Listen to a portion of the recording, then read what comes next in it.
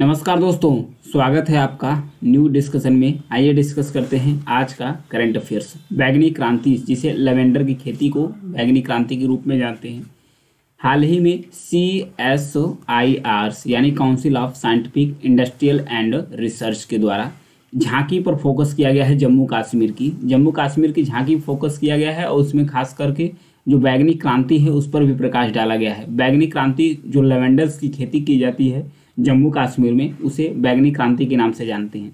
विज्ञान और प्रौद्योगिकी मंत्रालय 2016 में विज्ञान और प्रौद्योगिकी मंत्रालय के द्वारा 2016 में बैगनी क्रांति यानी कि लेवेंडर की क्रांति की शुरुआत की गई थी। यह एक झाड़ीनुमा पौधा होता है। इसमें जो पुष्प निकलते हैं, बैगनी कलर के पुष्प निकलते हैं, इसका इस्तेमाल किया जाता है सौंदर्य प्रसाधन, मेडिसिन और इत्र बनाने के लिए। तो इस झांकी पर प्रकाश डाला गया है, तो इसलिए यह चर्चा में आ गया है। ये पौधे जो किसान हैं, एक मिशन चलाया गया था, अरोमा मिशन। इस मिशन के तहत जो किसान है इस खेती में अपनी उपलब्धि हासिल किए हैं, मतलब बेनिफिट दिखाए हैं, ज़्यादा पैदावार किए हैं, उनको सरकार फ्री में पौधे प्रोवाइड्स कर रही है। ये सुगंधित उद्योग है, मतलब कि जो सुगंधित इंडस्ट्री है उसमें इसका इस्तेमाल किया जाता है। खासकर जो 5000 से अधिक युवा और किसान हैं इसमें शामिल है इस खेती को करने के लिए। इसका इस्तेमाल तो मेडिसिन्स, इत्र हो गया है जिसे परफ्यूम बोलते हैं, और सौंदर्य प्रसाधन वहाँ पर किया जाता है।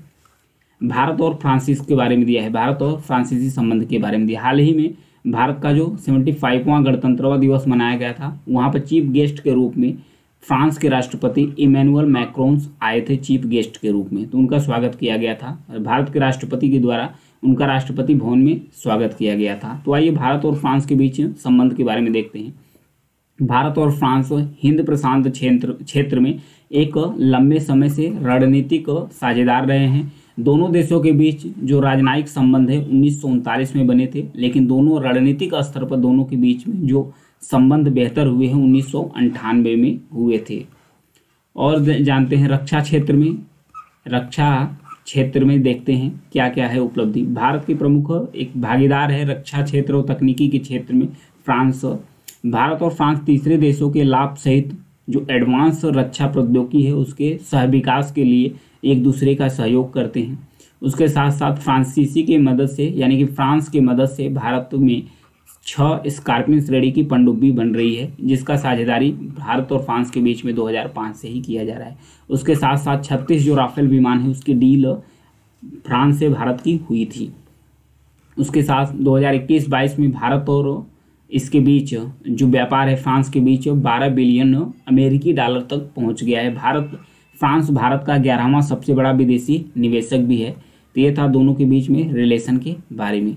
और भी कुछ है। महाराष्ट्र के अंदर जो जैतपुरा परमाणु रिएक्टर्स है उसमें परमाणु पार्क बनाया जा रहा है। दोनों परमाणु पार्क को संयुक्त रूप से फ्रांस और भारत के द्वारा विकसित किया जा रहा है। उसके साथ साथ जो अंतर्राष्ट्रीय सौर गठबंधन है भारत और फ्रांस के द्वारा संयुक्त रूप से स्टार्ट किया गया था, जिसका हेडक्वार्टर्स भारत का जो गुरुग्राम है वहाँ पर स्थापित किया गया था। दोनों के बीच में जो सैन्य अभ्यास है उसके बारे में देखते हैं। एक्सरसाइज शक्ति है। शक्ति भारतीय सेना और फ्रांस के सेना के बीच में एक सैन्य अभ्यास है। वरुण अभ्यास है एक्सरसाइज, जो नौसेना, भारतीय नौसेना और फ्रांस की नौसेना के बीच में है। गरुड़ अभ्यास है भारतीय वायुसेना और उसके बाद फ्रांस की वायुसेना के बीच में एक सैन्य अभ्यास है। राष्ट्रीय बालिका दिवस के बारे में देखेंगे। हर साल 24 जनवरी को राष्ट्रीय बालिका दिवस मनाया जाता है। ये महिला एवं बाल विकास मंत्रालय इसके लिए नोडल मंत्रालय है इसे मनाने के लिए। इसको सेलिब्रेट कब कर रहे थे? 22 जनवरी 2015 को, जब एक अभियान, एक योजना शुरू की गई थी, बेटी पढ़ाओ योजना शुरू की गई थी 22 जनवरी 2015 को। उसी के वर्षगांठ में इसे सेलिब्रेट किया जा रहा है राष्ट्रीय बालिका दिवस। खास करके 24 जो जनवरी है इसलिए भी महत्वपूर्ण होता है कि 24 जनवरी 1966 को श्रीमती इंदिरा गांधी का सालगिरह मनाया जाता है कि वो पहली महिला प्रधानमंत्री के रूप में शपथ लिया था। तो इसलिए भी राष्ट्रीय बाल दिवस महत्वपूर्ण हो जाता है। यह था। इस अभियान में 5 दिवसीय अभियान चलाने का आग्रह किया गया, जिसमें ग्राम सभा हो गई, महिला सभा हो गई, शपथ ग्रहण समारोह हो गया, मासिक धर्म स्वच्छता पर कार्यशालाएं होंगी, ये सब आयोजित किए जाएंगे। आगे है संपीड़न विवाह के बारे में दिया है। दिल्ली उच्च न्यायालय ने हिंदू विवाह अधिनियम में एक प्रावधान की जो संवैधानिक वैधता है उसकी पुष्टि की गई है। उसकी पुष्टि क्या की गई है कि जो पूर्वजों के माध्यम से संबंधित व्यक्तियों के बीच जो संपीड़न विवाह है उस पर रोक लगाता है। तो रोक लगाता है जब तक कि उनके रीति रिवाज इसकी अनुमति नहीं देते। अगर उनके रीति रिवाज इसकी अनुमति देते हैं तो ठीक, नहीं तो अगर रीति रिवाज में उनके नहीं है, परंपरा में उनके नहीं है, तो इस विवाह को रोक लगा देता है। दिल्ली उच्च न्यायालय ने एक नियम मतलब एक फैसला सुनाया कि जो हिंदू विवाह अधिनियम है इसे रोकता है। तो संपीड़न विवाह है क्या, इसके बारे में जानते हैं। जैसे माता हो गई, इधर पिता हो गए। माता के 3 जनरेशन तक, 3 पीढ़ी तक देखते हैं, पिता के 5 पीढ़ी तक देखते हैं। 5 पीढ़ी तक मतलब दोनों एक दूसरे के साथ जो शादी करते हैं निकट संबंधियों से, तो उन्हें संपीड़न विवाह कहते हैं। तो इस पर जो दूर करते हैं तो इस पर रोक लगाते हैं, तो इसीलिए दिल्ली उच्च न्यायालय का इस पर फैसला आया है। अल्पाइन आइबेक्स के बारे में दिया है। जलवायु परिवर्तन के कारण, यहाँ पर देखिए आइबेक्स है, ये भेड़ियाँ हैं एक प्रकार से।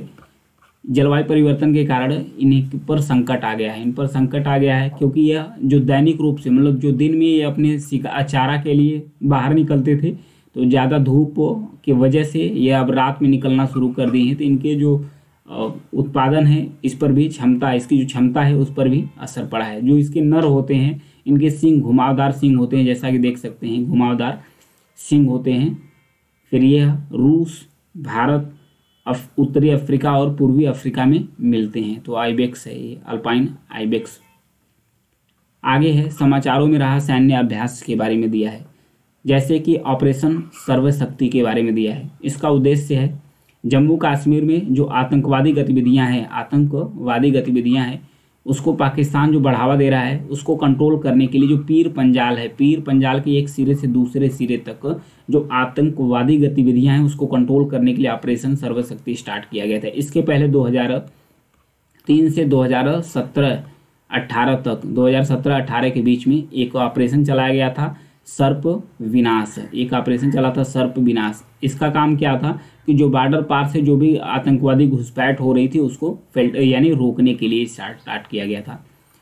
एक्सरसाइज डेजर्ट नाइट है, ये भारतीय वायुसेना और फ्रांसीसी वायुसेना और अंतरिक्ष बल और संयुक्त अरब अमीरात की वायुसेना के साथ स्टार्ट किया गया है डेजर्ट नाइट। इसका उद्देश्य है संयुक्त सैन्य अभ्यास को आयोजित करना और प्रैक्टिस करना। एक नाटो का है एक्सरसाइज जिसका नाम है speed fast defenders 2024। Speed fast defender 2024 शीत युद्ध के बाद नाटो का सबसे बड़ा अभ्यास है जिसमें 90,000, ध्यान रखिएगा, जिसमें 90,000 सैनिक शामिल है। इसका उद्देश्य है पूर्व अभ्यास करके कैसे अमेरिकी सैनिक संघर्ष स्थिति में रूस की सीमा से जितने भी सटे सहयोगी देश हैं, यूरोपीय सहयोगी देश हैं अमेरिका की, उनकी किस प्रकार से सहायता किया जा सकता है। तो ये था आज के लिए न्यूज। Thank you.